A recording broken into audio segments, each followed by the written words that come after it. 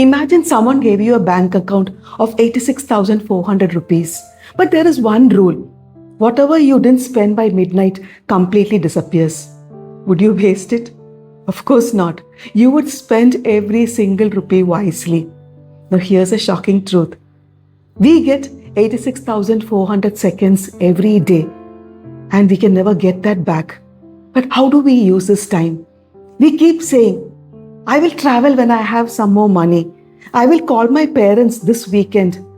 I will spend more time with my children when my busy season gets over. I will live someday. What if that someday never comes?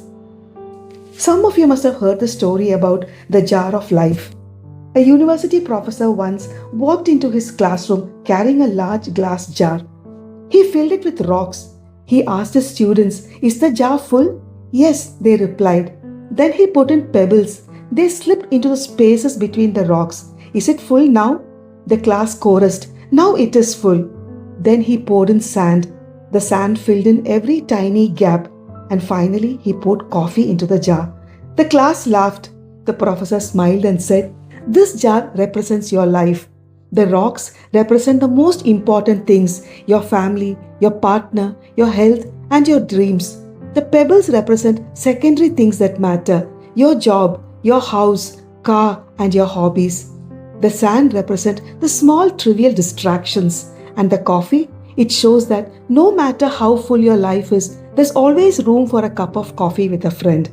If you put the sand into the jar first, you'll never have room for the things that truly bring happiness and meaning into your life. So, what have you been filling your jar with? We spend all our lives waiting to graduate, waiting to get married, waiting to buy a house, for retirement, for life to begin. And one day, we realize life was happening and moving past while we were still waiting. A nurse who worked in a palliative care was once asked, "What do people talk about in their final hours?" They didn't wish that they had got a better job, earned more money, or bought a bigger house. They spoke about moments. "I wish I had spent more time with my family. I wish I hadn't worked so hard. I wish I had told people I loved them." In the end, people rarely regret the risk they took.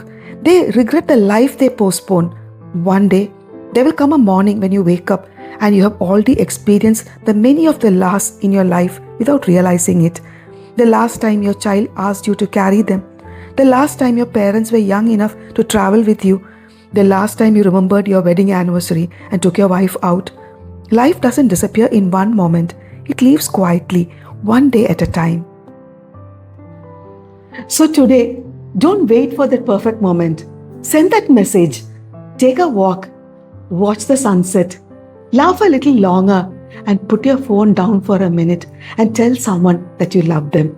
Because in the end, life is not measured by how busy you were or what you earned.